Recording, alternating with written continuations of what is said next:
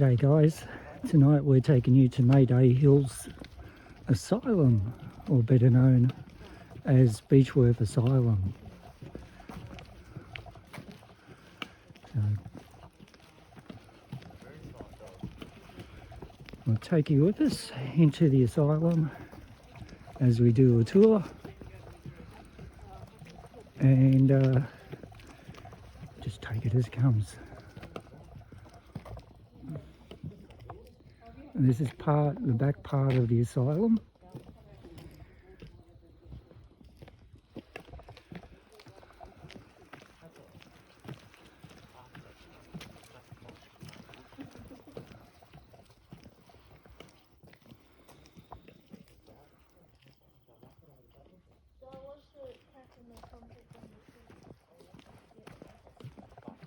Crack in the concrete.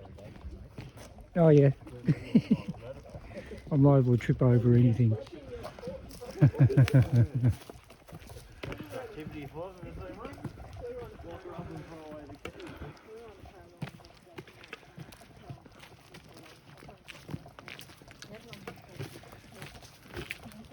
So we're not really too sure what to expect here. I've gone to a few asylums, haven't been to this one. And What's the pothole though? yep, a few cars here. A few potholes, so it could be a busy night. We'll see what happens.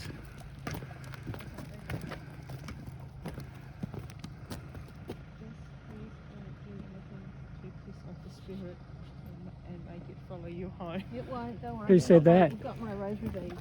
Nothing's going to Okay, we'll do some filming when we get in. Basically, I personally liken the paranormal investigations a lot to like fishing, okay? Sometimes you can go to well-known spots and it's off a 10. And there's things going left and right, all this kind of thing. Sometimes you go to your favourite fishing spot and it's just quiet. Sometimes you just don't know. Sometimes it could just happen right now, okay? There's been times I've not to sort of get over exaggerating, but I've been sitting in the staff room and that's been like that. I've been having a little cup of coffee and just waiting for for the 8 o'clock or whatever to come on, and then that all of a sudden just flips down all by itself. So you just never know. But one of the things, just like fishing, is that it takes a lot of optimism, okay? I find that when people remain optimistic, we try lots of different things. We see if we can coax these spirits to talk to us and get some results. When we can maintain that kind of level of trying different things and optimism and things like that, we generally get a better result. I find that when people kind of go, like fishing, you think, oh, I've got diesel on the hand, or my brother's throwing petrol all over my reel or something like that, I'm not getting anything, blah, blah, blah. Then I find you tend to start to shut off you actually, yourself, not just physically, but also in that kind of realm as well. There's been several times where I'm thinking, oh, gee, it's a bit quiet, and I've sort of, and I didn't even notice, but the guessing up, that door's moving by itself, and indeed it was. Okay, so it does take a certain amount of optimism and things like that. Now we've got heaps of different toys here, so we can try all sorts of different things and things like that. But we'll talk about a few other things when we get down there in terms of the devices, but just some housekeeping things. So number one, in terms of your phone, because it's the paranormal, we can use our torches, we can video record.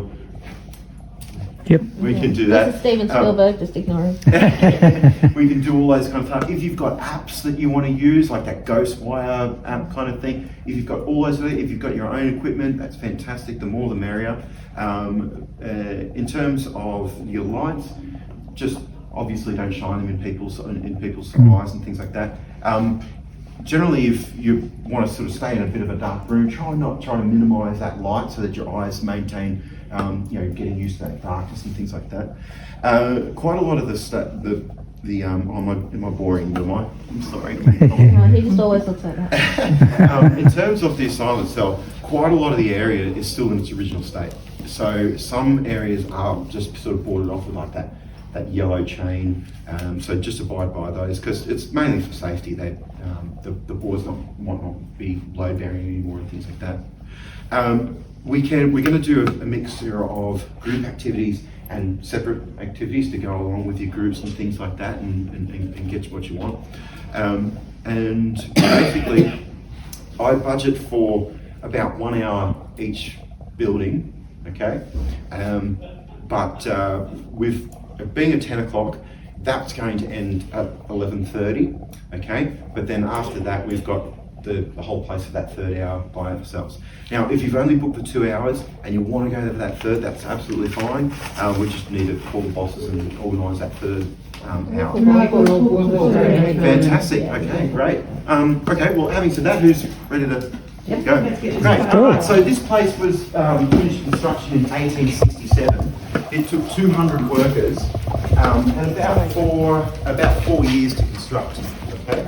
Now, quite a lot of those labourers, those workers that I mentioned, the 200 people, they're actually crooks. They were brought up from the jail, okay, which is quite interesting. Now, what they would do is they would work them to sundown, and then they would actually store them down in this area with my torch here.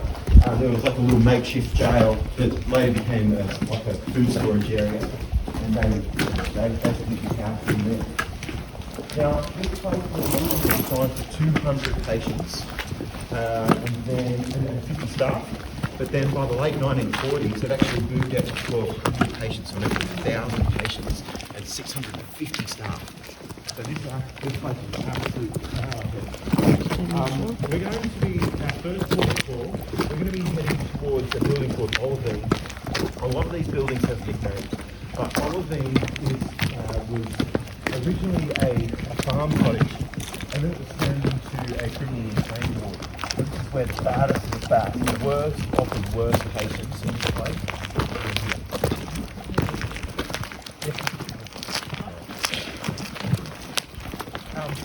Now, the asylum is separated into 3 areas. The staff in the middle, males on the side, patients, and females on the other side here. This one here is the male patient. Now, we actually have, for that third hour, we have a bit of an option. We can actually get up into this area here. This one here is the males, or the 8-year-old to 21-year-old males. Okay?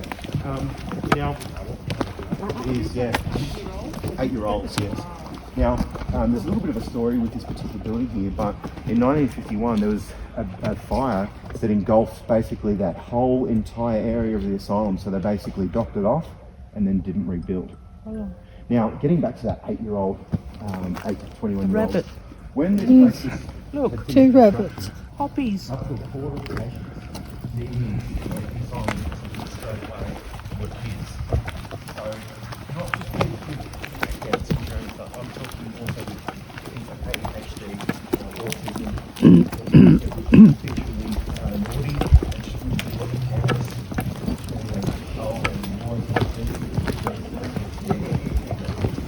Sometimes kids that were just they just get a bit lazy and just call them imbeciles. But they indeed were up here in this area here. Now at the end of this building, that's where the toilets were. Now you get a building up here, anywhere from 21 to 8-year-old, patients.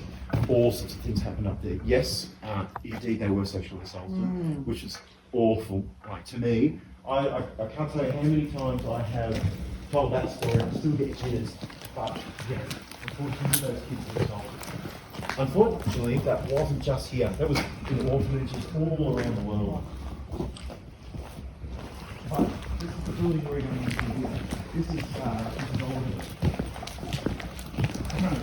Honestly, this building here and here, they're actually cottages and they're kind of renovated into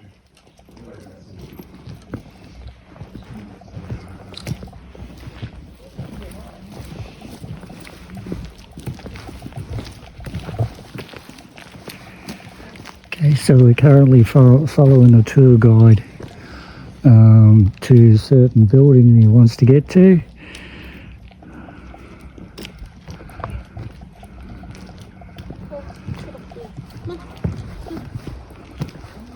And we'll see what he's got in store. We'll see how he runs his tour.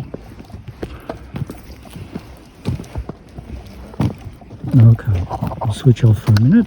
This round, I make a little habit of putting this padlock around the back because we've had guests in the past trying to knock the padlock off. Okay, so welcome to Holiday. Now, originally this was designed for prisons, okay? When this place was decommissioned in '95, it lay dormant around about to 2006, where people started just buying, buying parts of this facility, namely Latrobe. So Latrobe actually purchased this building here, and they basically ripped off all the doors, all the original jail doors, for lack of a better word, and replaced them with the doors that you see here. Okay, and then that for the idea of making it essentially like a dorm, like a uni dorm. Okay, so originally though, this particular spot here, prisoners would have to stand here. There's a tap just there, and they would bring the hose up, and this is where they would hose them down. Now, this particular door here, that's quite interesting. That's new damage. That's new damage, that is. Okay, but this particular one here, this housed a inmate called Ted. Now Ted's story, when he was down in Melbourne, he got a haircut and a beard trim. When the barber showed him his work, he hated it, and he flew into a fit of rage, wrestled the barber to the ground, slit the barber's throat. Now, being caught basically red-handed because of the amount of commotion that occurred, he was apprehended, realised he was criminally insane, and he was brought not to the jail but to here. Now, when Ted was here, Ted was a very, very tall, very wide, big, beefy kind of guy, and he was an absolute bully to all these other ones. He would come around, he'd say, "Give us a look at your shoes." And what shoes are they? What size are they? They're mine, give them. And he would do things like that. Common, things that you hear in jail now, like they'd ask for rent. They'd do those kind of things, okay? And he would assault, he would bash, brutalise, intimidate all the prisoners. When he died though, and this is one of the interesting things, almost straight away, the other prisoners started complaining about seeing shadow men all throughout the facility. In fact, one of the things we noticed that if Ted turns up or the shadow man turns up, sometimes it can actually push the other resident spirits away, which is quite interesting. Next dorm though, that one's actually really quiet. In my experience, I have had no experience, no results in that room. But one person actually died due to hypothermia in that particular room there because they didn't have heating. Right? Anyway, what we're going to do is we're going to pop through here. I just thought I'd tell you a couple little stories just to sort of, so that you know what to talk about with these spirits when they get talking to us. So let's head in.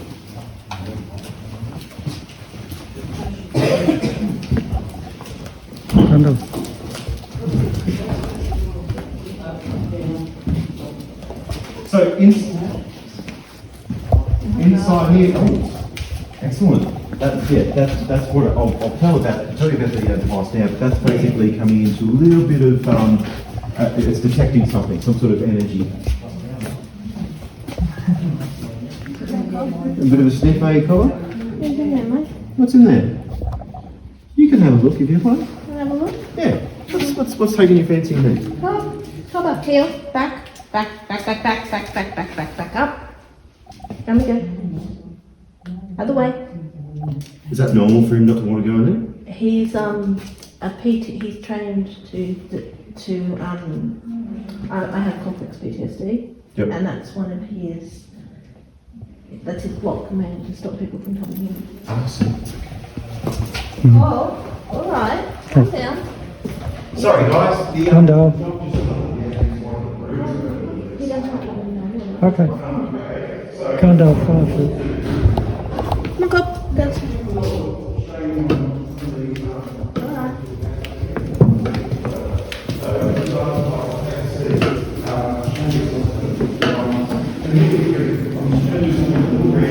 Last time, I actually put this thing here and wall full of little shells.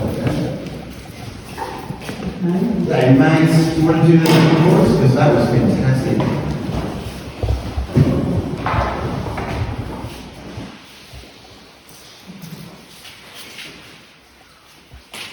So I placed these balls here and it flew off, like the top one flew straight off all by itself. So let's get, oh, there we go. Did that settle down or is it still flashing? No, that's Settled. still flashing. Okay, cool. So the cat balls have just got this little gyro thing that is just they signify when things move. So sometimes they like to play with these things, sometimes they like to roll them, sometimes they like to throw them off the shelf. Sometimes actually you can put them either side of a door so that you can actually see the door. It will motion when the door's moving. Anyway, let's talk about your GMPs here. Okay, so we've all got them on. Beautiful. Okay, so these GMPs here, they're basically like a paranormal version of an electromagnetic reader. Okay, it will measure the EMPs in the air. Okay, the electromagnetic frequencies in the air, the EMFs. And what happens is it will sort of shine on a little light at the top, will shine on. Okay. Now that's saying that it's coming into proximity, like this one here. So just switch on. That's saying it's coming into a proximity of an energy. Now these things here are designed to either click once or twice, and basically that means we can ask them a series of yes or no questions and see if they, go from there, okay? So, for example, now, have I talked to you before? Click once for yes, twice for no.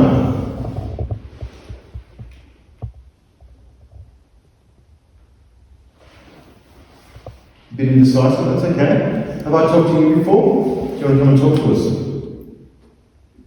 Once for yes, twice for no. No? Okay. It took a while to decide that. That's okay. What's your name, sir? Okay. Oh, and what's your name, sir? Mine. Yes. Chris, yeah. Do you want to talk to Chris here? Once for yes, twice for no.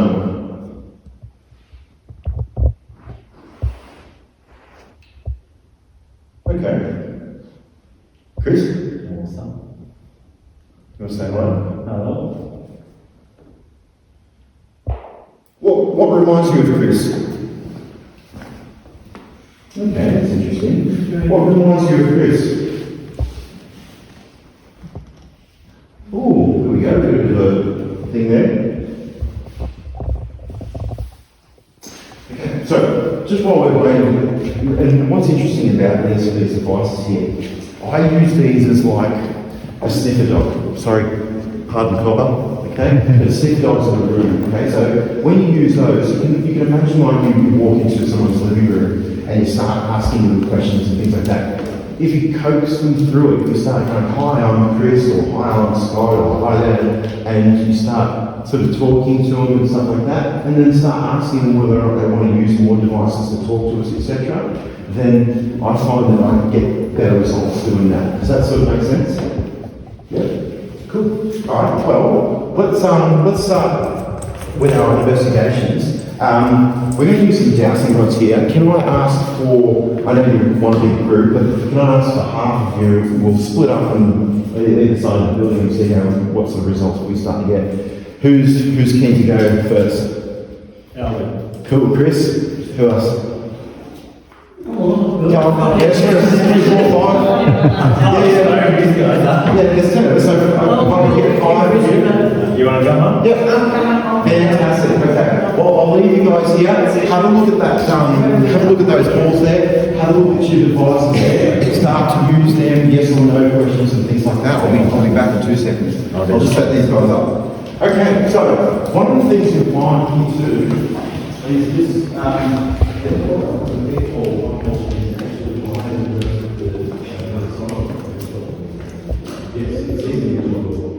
It's actually higher than the little ones because these but one of the things that is that often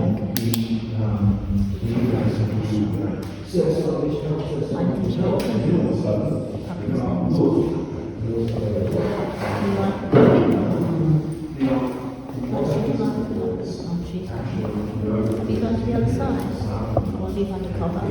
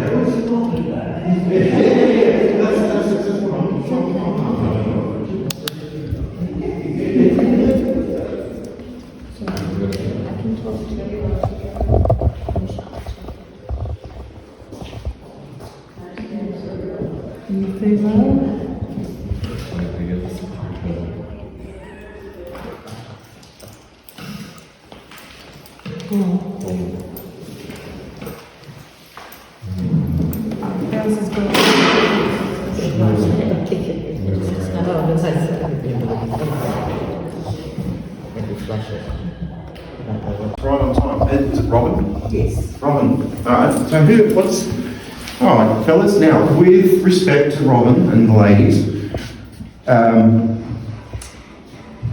thank you, that's a yes. What does Robin remind you of someone, does she? Yes, okay, that's interesting. Do you want Robin to talk to you? Sorry. You okay? Yeah, she's being pushed.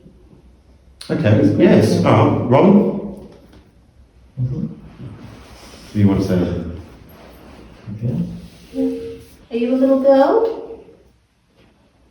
Does your name Yeah. start with E? E? If I go through the alphabet, will you flash it? Oh, she's gone. Okay, interesting. That was cool. So, Robin, I've got some dowsing rods here. Now, debates aside, I use these more for the physical kind of reasons, not like water finding or anything like that. But to me, when these energies want to interact, if they want to physically interact, I can understand that would soak a lot of energy. So I want to sort of make these as easy as possible. If we want to get them to either cross to say no or yes, or we can actually get these rods here to actually point where that energy is in the room. Okay, so sometimes they might swing around because we get that kind of energy, and then sometimes we can snowball from there and see if, let's say for example, if if we want to move more sort of devices in and get them sort of talking. So with these here, here we go. Who have I got here? We've got Robin over there with the dowsing rods. Do you want to move the dowsing rods for us? Wants to be yes, wants to know. Beautiful. Well, do you want to go move them now, or do you want to have a bit of a talk? You're right. Do you want to move them now? I'm fine. Yep, crossed. Okay. Oh, that's cool, that's cool. Well, nice. Okay, alright, that's alright. What happens, I've got an idea. Why don't I move another device in here? Would that be fun? Oh, I've got another little flash up here. No? Okay, that's okay. What about over here near Kyle? Do you want to use another device? Do you want to pat the puppy? No? Okay, that's alright. That's alright. A bit shy, that's okay. They've actually had a whole week off. I was really excited for tonight to see what they do. We haven't been open for a whole week, so interesting. Go and pat the puppy. It's alright. You can pet the puppy. He likes pets. Yeah, that's does. better. Give him a big cuddle. He likes cuddles too. Yeah, that's better. It's a sleepy puppy. You like Linda? Yeah. You found a chair. I found a chair and I'm going to use it. Yeah. Yeah, she used it. Yeah, she's going to sit with you. Yeah, she's going to use the chair too. Yeah. Cool. Oh. I'm happy to have you sit with me. That's alright. Where are you standing in the room? No. You need to point the rods to where you're standing. over on the chair? Okay. You can get over on the chair. Do you want me to get my rods out? Yeah. Hang on. I have a pair of dowsing rods that are pretty as well. I'm not sure how they do it here. Should I get my dowsing rods out? Can you flush again? Yes. Thank you. Okay, I'll get mine out. Do you want to talk to me or to talk to Robin? Do you want to talk to me, Flash? Do you want to talk to Robin? Oh, she's gone. I'm struggling with what to ask and what to That's say. why I took the pressure off. Yeah, just a little, yeah. She's gone. I don't know where to start. This one's You flashing. know, to get to find out who it is, like you go over to it. Yeah, it seems to be moving around. Yeah. It's making it stand from one to the other, I think. Handling. Oh, It's moving around. are you back? Can you flash once if you're back?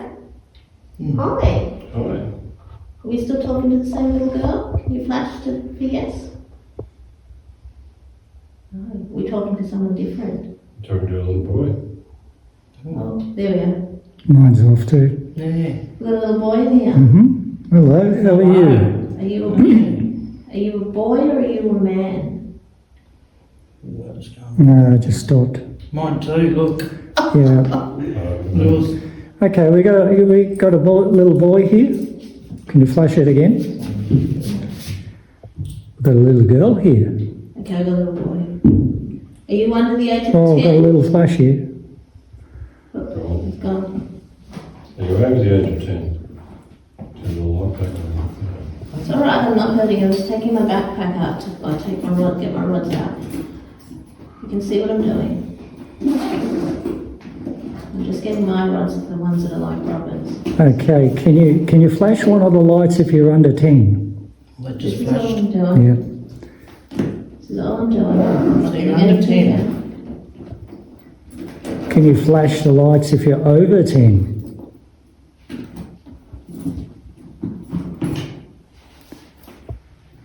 Still here? Okay, are you 9 years old? Can you see my rods?